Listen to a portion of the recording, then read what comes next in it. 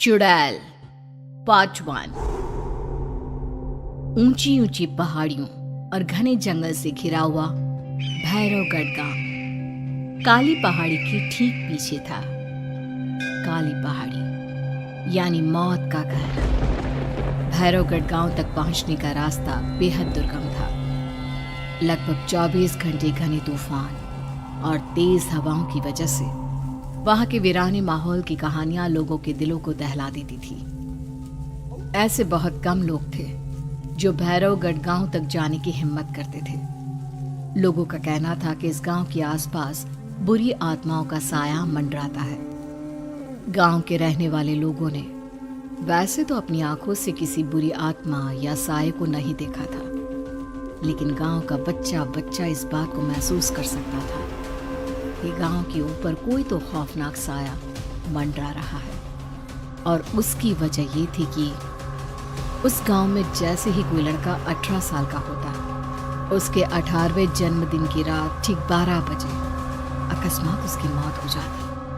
हर बार ये मौतें बड़े ही रहस्यमयी ढंग से होती और इस बार सरपंच सुमेर के बेटे को 18 साल होने में अब बस 15 दिन बाकी थे।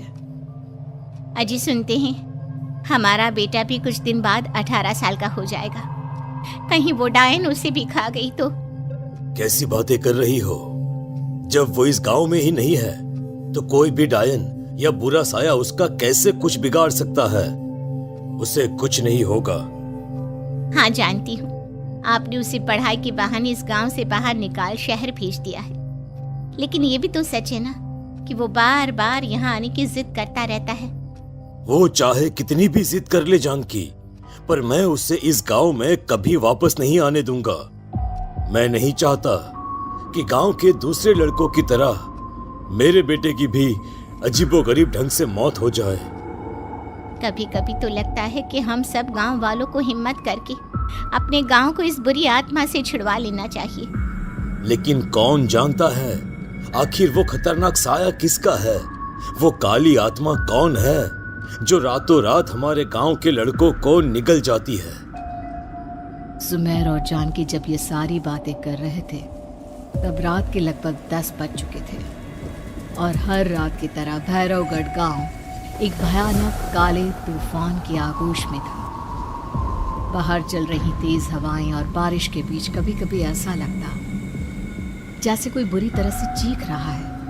किसी के तड़पने और चीखने की आवाजें गांव के कानों में बार बार टकराती, पर वहां रहने वाले किसी भी औरत या आदमी के अंदर इतना साहस नहीं था कि वो अपने घर से बाहर कदम रख के उन आवाजों तक पहुंच सके। सो जाओ जानकी और घर के खिड़की दरवाजे कसकर बंद कर दो। अब जानकी सब खिड़कियां ठीक से बंद करने ही लगती है कि तभी उसे अपने घर के दरवाजे पर जोर जोर से खटखटाने की आवाजें सुनाई देती है। इन आवाजों को सुनकर जानकी और सुमेर के चेहरे डर से पीले और हाथ पैर ठंडे पड़ जाते हैं।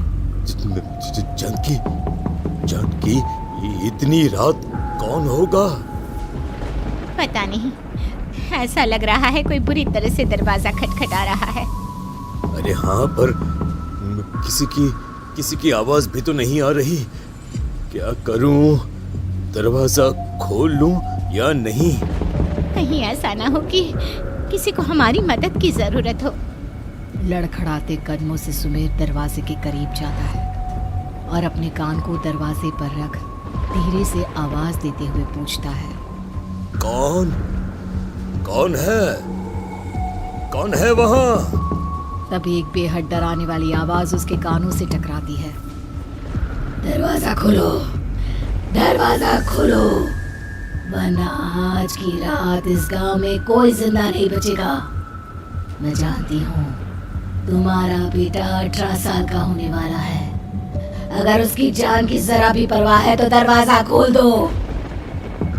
इस आवाज को सुनते ही सुमेर घबराकर पीछे हट जाता है और जानकी को पूरी बात बताता है। कहीं वो डायन हमारे घर तक तो नहीं पहुंच गई? अब हम क्या करेंगे? मुझे दरवाजा खोलना ही होगा जानकी। मेरे पास अब कोई रास्ता नहीं है। इतना कहकर सुमेर डर से अपनी दोनों आंखें कसकर बंद करता है और कांपते हाथों के साथ झटके से दरवाजा खोल देता है। तभी किसी के जोर से हंसने की आवाज सुमेर और जानकी को सुनाई देती है।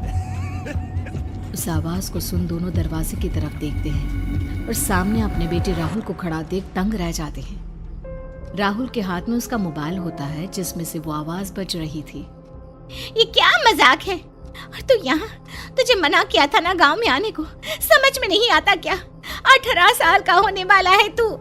माँ, आप लोग भी पता नहीं किन अंधविश्वास भरी बातों पर भरोसा करते हैं। क्या मैं अपने घर नहीं आ सकता? आप लोगों से नहीं मिल सकता?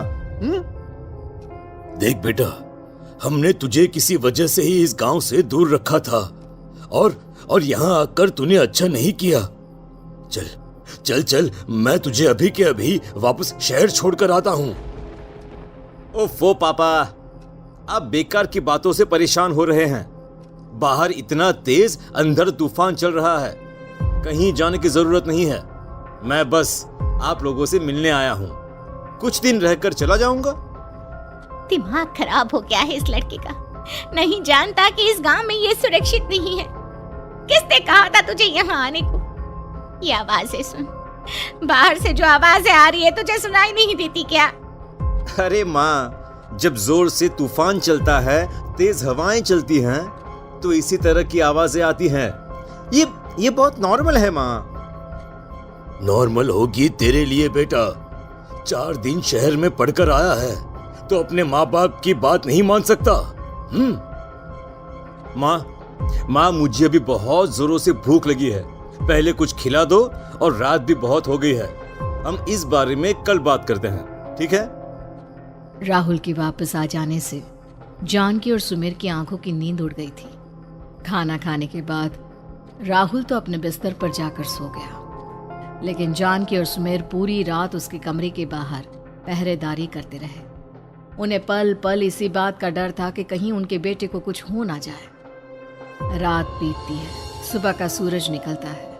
अब जैसे ही वो राहुल को नींद से जागते देखते हैं तो उन दोनों के दिल को सुकून मिलता है।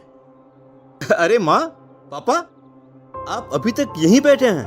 क्या पूरी रात सोए नहीं? जिनकी जवान बेटी की जान को खतरा हो, उन माँ बाप को नींद नहीं आती बेटा। अब तू वापस शहर चला जा। देखो माँ, मैं किसी जरूरी काम से इस गांव में आया हूँ, और वो काम पूरा होने के बाद मैं खुद यहाँ से चला जाऊंगा। काम? गांव में तेरा क्या काम है?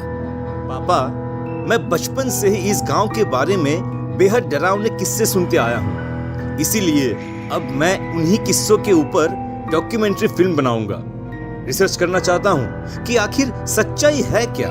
हे भगवान, लो जी, सुन लिया, और भेजो इसे पढ़ने के लिए शहर। मैंने आपसे पहले ही कहा था, मेरी बहन के पास दूसरे गांव भेज दो। ना ये शहर जाता और ना उल जुलूल की बात इसके दिमाग में आती। जानकी और सुमेर राहुल को समझाने की बहुत कोशिश करते हैं, पर वो किसी की बात नहीं सुनता और अपना कैमरा लेकर गांव की पास वाली काली पहाड़ी की तरफ निकल जाता है। अब राहुल जैसे ही काली पहाड़ी पर पहुंचता है, उसकी नजर पहाड़ी के ठीक बीचों बीच बनी एक पुरानी झोपड़ी पर पड़ती है। यहाँ भी कोई रहता है क्या? ये इंटरेस्टिंग होगा। राहुल की आवाज पहाड़ों से टकराकर उसके कानों में सुनाई दे रही थी। उसने चारों तरफ का नजारा देखकर वहां की तस्वीरें अपने कैमरे में उतारना शुरू कर दिया। तभी अचानक राहुल ने अपने कैमरे में खींची हुई तस्वीर को जूम करके देखा, और उसमें उसे जो नजर आया वो देखकर राहुल के होश उड़ गए। क्या सचमुच उस गांव के ऊपर किसी बुरी आत्मा का साया था? क्या राहुल की जान बच पाएगी? क्या देखा था राहुल ने उस फोटो में जिसे देखकर वो दंग रह गया? इन सवालों के जवाब जानने के लिए देखिए इस कहानी का अगला भाग।